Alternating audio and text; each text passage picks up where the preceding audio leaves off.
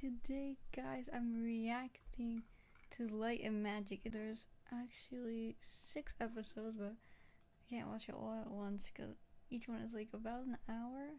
That's a lot. It's not just Star Wars. It talks about other stuff. I'm gonna read the detail. It is pretty long, so skip to this point if you want to skip that. Okay. Light and Magic. Light and Magic is a 6-part series that tells the story of industrial light and magic. The special effects company George Lucas has found to make Star Wars.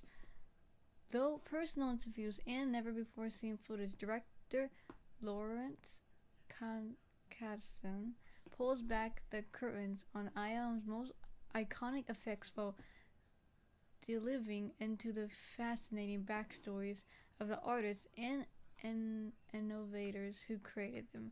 When George Lucas sets out to make Star Wars, he finds there is no special effect company in Hollywood capable of bringing to life his ambitious versions of dogfighting in space. George enlists camera expert John DiCosta to set up shop in the dusty warehouse in Van Nuys and begin assembling an unlike team of artists, builders, and dreamers.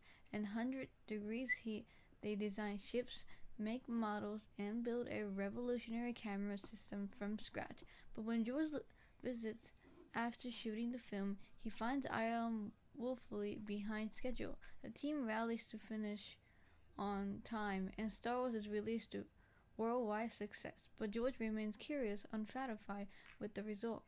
For the sequel, The Empire Strikes Back, George moves ILM north to a new facility, facing massive expectation. The team has more and bigger problems to solve. George, frustrated by traditional filmmaking techniques, sets out to modernize the industry, hiring computer scientist Ed Catmull to start a computer division. By the dawn of the 1980s, blockbuster ILM is at the top of their game. Collaboration with directors like Steve Spielberg and Robert Zemeckis led to the astonishing effects in The Raiders of the Lost Ark, Polar Justice, E.T., Back to the Future, and more. Meanwhile, the computer division's Pixar imagined computer inspires newcomer John Knoll to create Photoshop. Yes. As the industry entered the digital age, computer graphics artists from around the world flocks to ILM. The team producer celebrates effects in the Apsy and Terminator 2. Some traditional artists successfully transition to new tools, but many struggle to adapt. The creation of digital dinosaurs for Jurassic Park proves the watershed movement for the industry.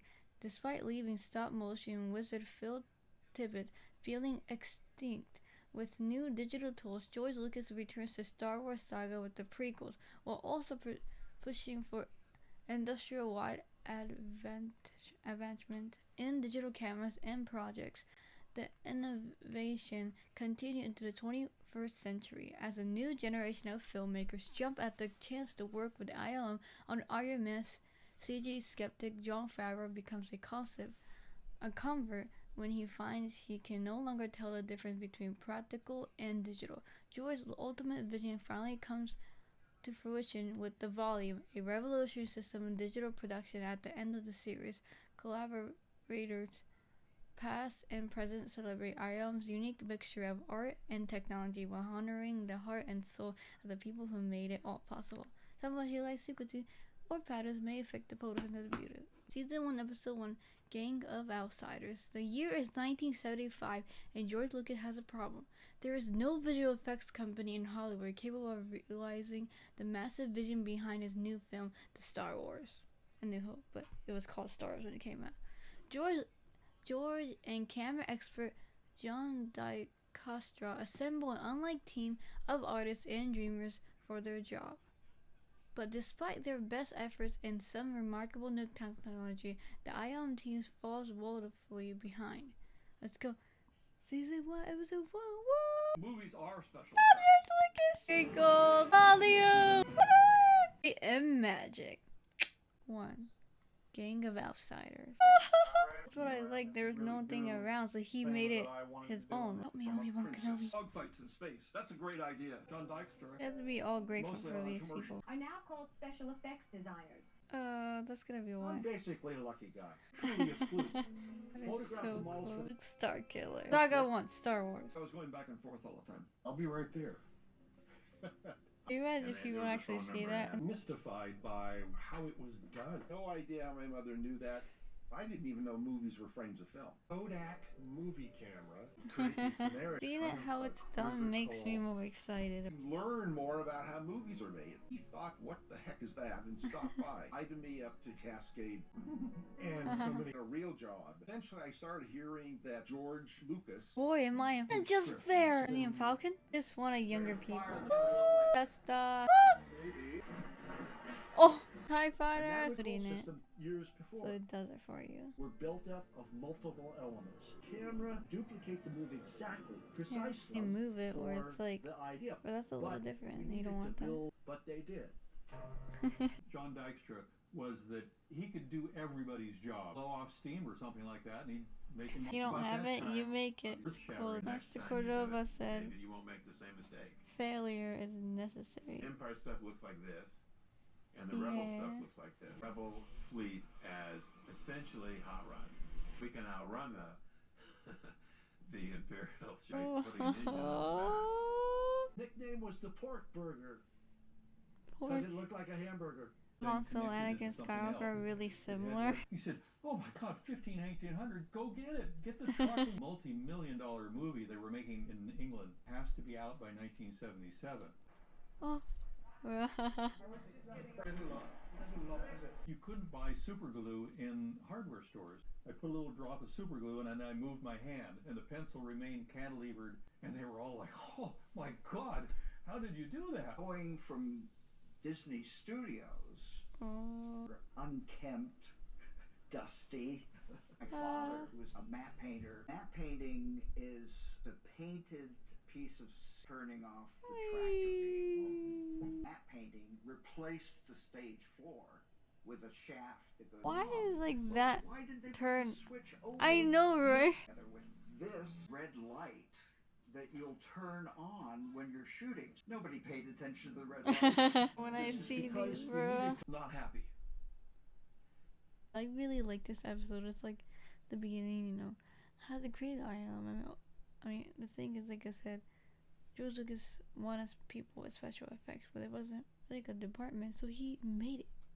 That's like a whole thing. He was like, I had to make it, but still, it was like because it wasn't there, you made it, and he also hired people that hired people.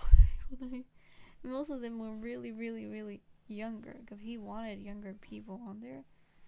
So because younger people didn't know like the limits of things. Well, that's impossible. That's impossible. That's why you failed. Yeah, like that. This episode we got to get introduced to all the folks. I want to do film, so it is so cool. Like special effects, audio design, film, voice acting. It's like for a lot of people when they know the magic or how it's done, it kind of ruins that for them. But for me, it's the opposite. Even with Disney, it's like, oh, that's how it works, and that's how it works. It's like 10 times better. It's like 10 times when I watch it, I'm like, I appreciate everything. Like, it's so cool to hear about what inspired them as childhood, like, you know, Godzilla and stuff. What inspired me? Star Wars. Like, the prequels, like, the weird, like, what George Lucas made. Like, we can say those things, so, like, that's really cool. It just isn't fair. Biggs is right. I'm never gonna get it. We got to see, like, a little behind the scenes of the New Hope, how it's done, like, when Obi-Wan dies, bro. Obi-Wan. The amount of, like, things that they built just for Star Wars is, like, amazing. Like, how many patents they have, like, building things from scratch that were never, like, made in history. Like, that is an amazing thing. The Millennium Falcon, I think I saw another one in behind the scene. It's like, it used to kind of look like the one in Bail Organa. But then they're like, hey, we don't want to look the same way. We want it to be iconic. That's how you got it. Like, bro, Pyro, this is, man. But the matte aim paintings are so cool and it added so much. So like, of course you can't make something like an endless a bit, but with the matte aim paintings you can. Yeah, 400 shots. How can you do this? It was a nightmare. There's like I said, like, I'm not happy. We get cut and watch the next episode. Okay, I want to say bye, guys. Like, look at Arthur. He's a little plushy. Look at him. Look at him. He's adorable. Well, see you next time, guys. I'm gonna, react to it. Who's excited for Andor, though? Okay, but other than that, bye, guys. My glasses. Bye.